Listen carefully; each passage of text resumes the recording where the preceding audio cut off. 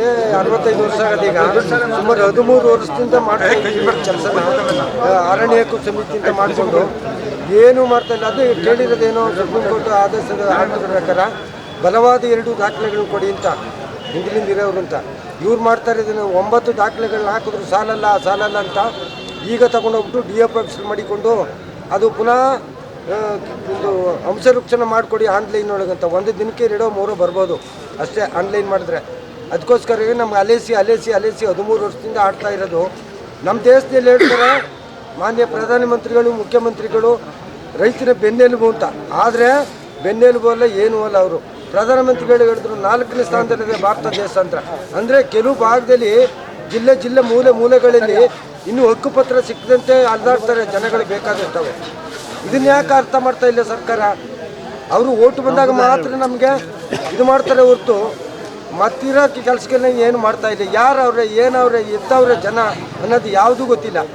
ಈಗ ನಿಮ್ಗೆ ಹಕ್ಕುಪತ್ರ ಕೊಡಬೇಕು ಅಂದ್ರೆ ಅಧಿಕಾರಿಗಳು ಕೆಲವು ಡಾಕ್ಯುಮೆಂಟ್ ಎಲ್ಲ ಕೇಳಿರ್ತಾರೆ. ಎಲ್ಲ ಡಾಕ್ಯುಮೆಂಟ್ ಪ್ರತಿಯೊಂದು ಡಾಕ್ಯುಮೆಂಟ್ ಕೊಟ್ಟಿದ್ದೀವಿ.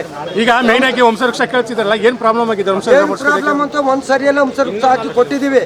DF ಪುನಃ ಅದನ್ನ ನುಣ್ಸ್ಕೊಳಕ್ಕಾಗಿ DF ಮಾಡ್ತಾ ಇರೋದು. ಈಗ ಪದೇ ಏನಕ್ಕೆ ವಂಶವೃಕ್ಷ ಕೇಳ್ತಿದ್ದಾರೆ? ಯಾತಕ್ಕೆ ಕೇಳ್ತಾರೆ ವಂಶವೃಕ್ಷನ? ಈ ಸುಪ್ರೀಂ ಕೋರ್ಟ್ ಆದೇಶದ ಪ್ರಕಾರ ಆಕ್ಟ್ ಪ್ರಕಾರ ಇರೋದ್ರಲ್ಲಿ ಈ 2 ಬಲವಾದ ದಾಖಲೆಗಳನ್ನ ಮಾತ್ರ ಕೇಳಿರೋದು. ಯಾವುದು ಬಲವಾದ ದಾಖಲೆಗಳು ಅಂತ ಹೇಳಿದ್ರೆ, ನೀವು ತಲೆಮಾರಿನಿಂದ ಇರೋದಕ್ಕೆ ಒಂದು ಹುಣಸೆ ಮರನೋ ಅಥವಾ ಒಂದು ತೆಂಗಿನ ಮರನೋ ಯಾವುದೋ ಒಂದು ಅಲ್ಲ, ಹಳಬರು ಹಿರಿಯರ ಹೇಳಿಕೆ ಅಂಥವನ್ನು ಮಾತ್ರ ಸಾಕು ಅಂತ ಈಗ ಆಕ್ಟ್ನಲ್ಲಿ ಕೊಟ್ಟಿದ್ದಾರೆ.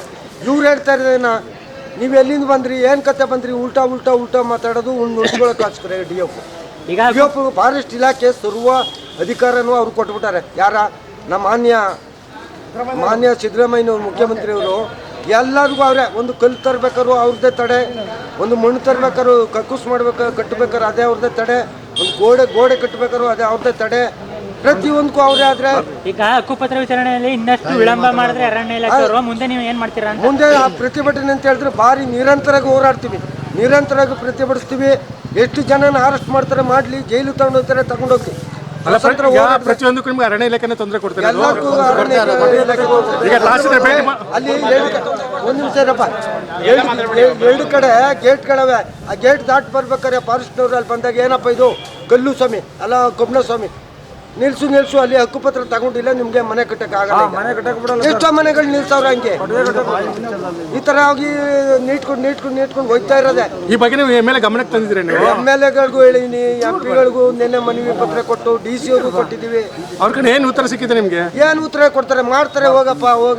DC ಅವ್ರು ಹೇಳಿದ್ರು ನಿನ್ನೆ ಮೀಟಿಂಗ್ ಕರೆದ್ಬಿಟ್ಟು ನಾವು ಈಗ ಇವ್ರು ತಹಸೀಲ್ದಾರ್ ಭೇಟಿ ಮಾಡ್ತಾರಲ್ಲ, ಏನು ಹೇಳಿದ್ರಿ? ಇವಾಗ ಶಾಸಕರಿನ್ನು ಭೇಟಿ ಆಗಿಲ್ಲ.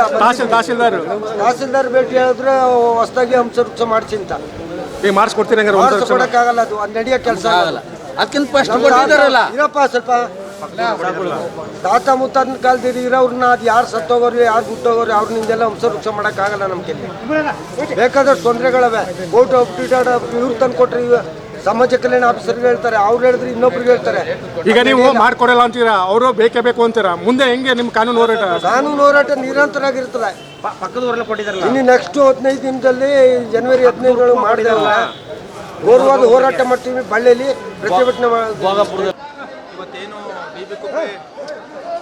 ಡಿಬಿಕುಪ್ಪೆ ಸಾರ್ವಜನಿಕರು ಅರಣ್ಯ ಹಕ್ಕು ಕಾಯ್ದೆಯ ಪ್ರಕಾರ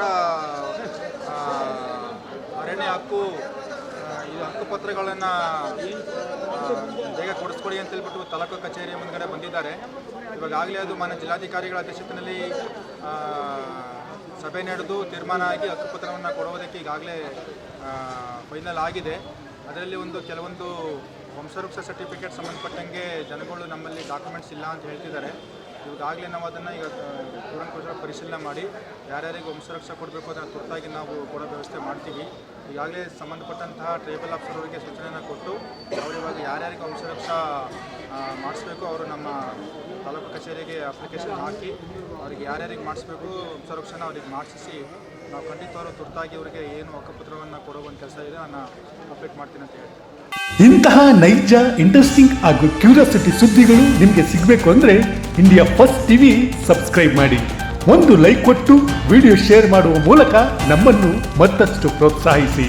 ಇಂಡಿಯಾ ಫಸ್ಟ್, ನಿರ್ಭೀತಿಯಿಂದ ನಿಮಗಾಗಿ.